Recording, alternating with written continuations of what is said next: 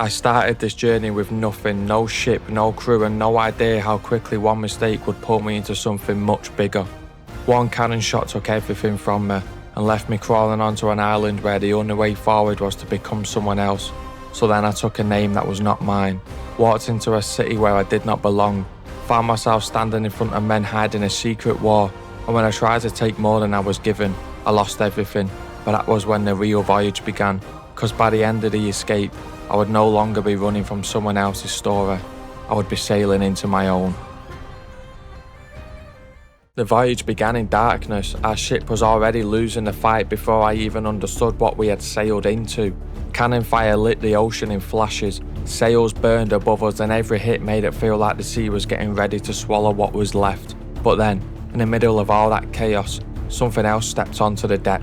An assassin. For a moment, everything else seemed to disappear. The burning ships, the cannon fire, the battle around us, it all gave way to a single stare, as if whatever happened next was going to change the course of the night, and then it did. Our ship was torn apart, and in an instant, I was thrown into the ocean with nothing left to hold on to. When I washed ashore, the battle was gone. All that remained was an island that looked almost untouched.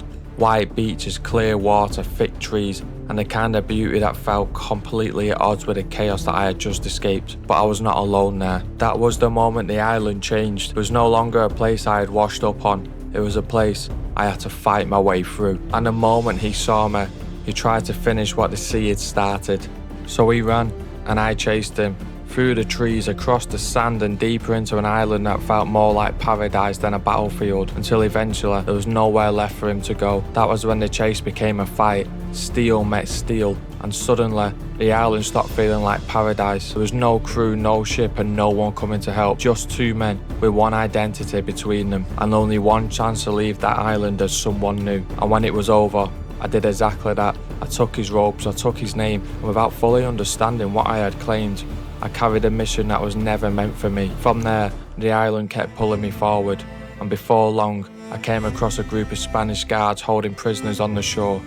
The moment these prisoners saw the ropes, I realised the lie was no longer something I was hiding behind. It was something I could weaponise. One by one, the guards were taken down quietly, and the prisoners were released. But releasing them was only part of it, because once they looked at me, they did not see the man who had washed up on the island. They saw the assassin, whose name I had taken. So I played the part.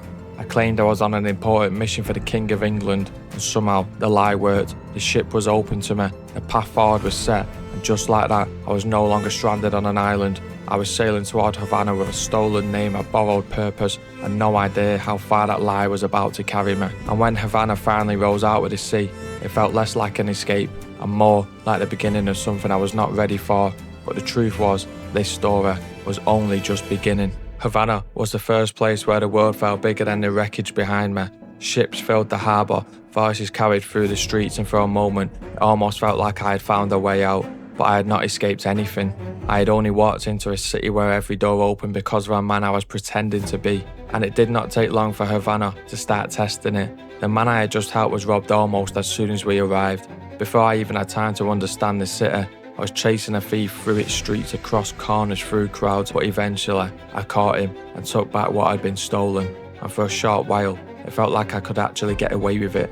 I chased the thief down, returned what had been taken, and kept the act standing, just long enough to believe this city might actually accept me. But Havana was not only full of strangers, it was full of people who knew who I really was.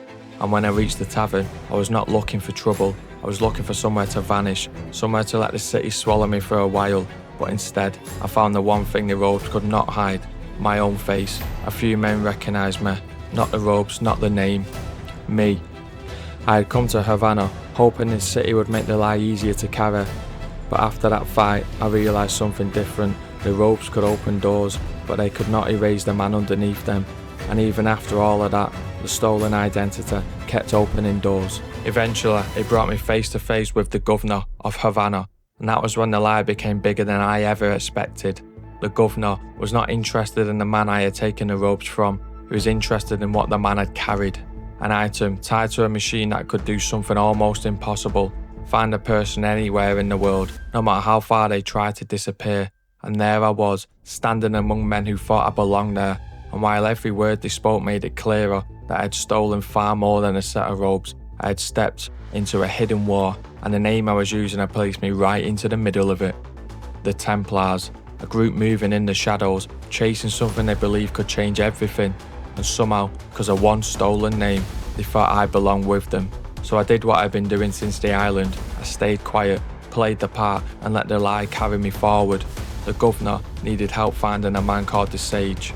Someone who knew more about the device than anyone else. So I followed him through the streets, still pretending I understood the world I had stepped into. But then the assassins came. They came from the rooftops. They came from the crowd, from every direction. And suddenly, Havana became a battlefield. Every time it looked like the fight was over, more appeared. Blades flashed through the streets, guards fell around us, and the secret war I had only just heard about was suddenly happening right in front of me. But in all of the chaos, the Sage saw his chance. He ran.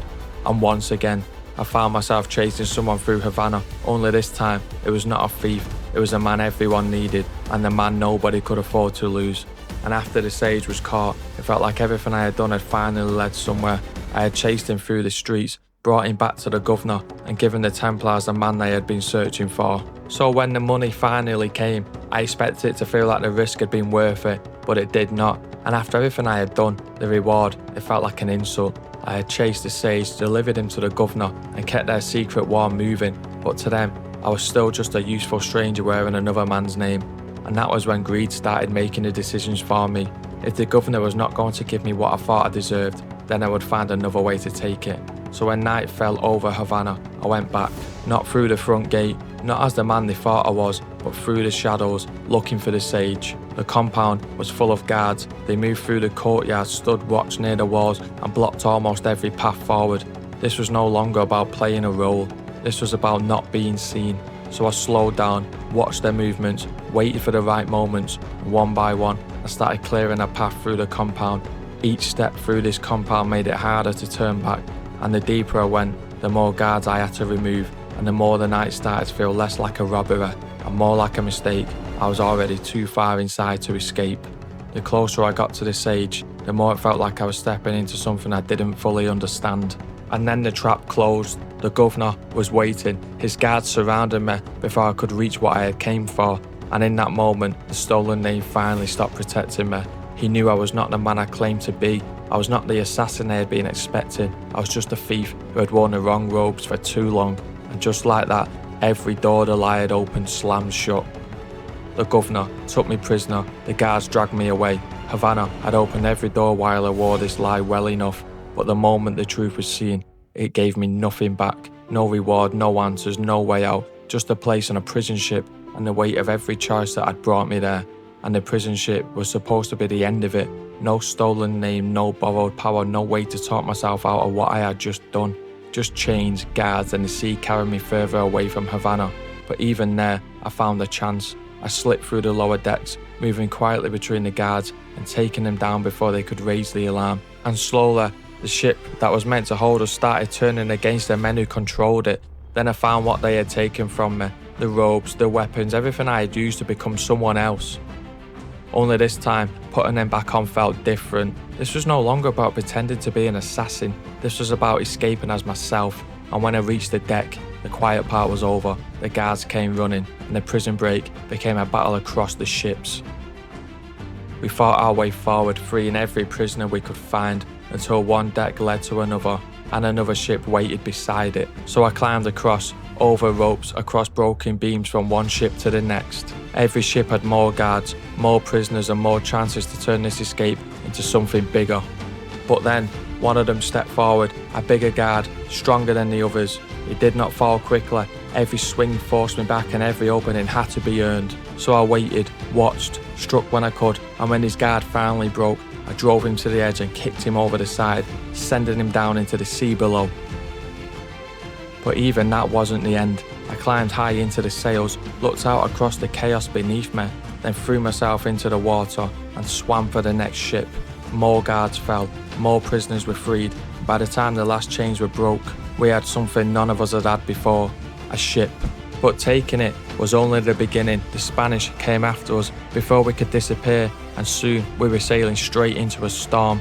The sky turned black, waves rose around us, and twisters tore across the water like the sea was trying to stop us from leaving. We had to steer through all of it. The storm, the waves, the ship chasing behind us, and for a while it felt like we had escaped one prison only to sail into another, but somehow we kept going. Until the storm finally began to fall behind us, and for the first time there was nothing ahead but open water. When the world came back, everything had changed. I was no longer a prisoner being carried across the sea. I was standing on the deck of a ship that was mine. The men I had freed were no longer just prisoners, they were a crew. And when that hidden island finally came into view, it felt less like another place to escape to, and more like the first place that was truly ours. I had a ship, I had a crew, and for the first time, I had somewhere to begin again.